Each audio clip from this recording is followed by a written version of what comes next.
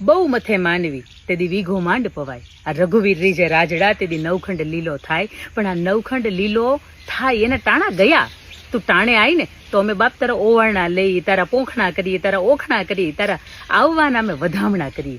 પણ આ માવઠા રૂપી તું આમ દિવાળી આવી ગયો, અમે તારા શું વધામણા કરીએ? અને અમારું આંગણું તો કોકે ઝાલક મારીને પલાળી દીધું હોય ને તો તને ઈશ્વરને ફરિયાદ કરવા માટે અમે આવીએ. પણ અમારા આંગણાની અંદર તે નદીઓ વહાવી દીધી. બાપ તને ફરિયાદ શું કરવી?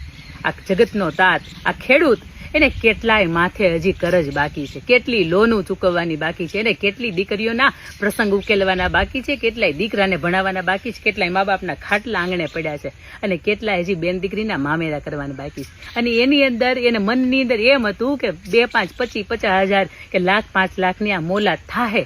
પણ એ મોલાતને તે ધમરોળી નાખી છે.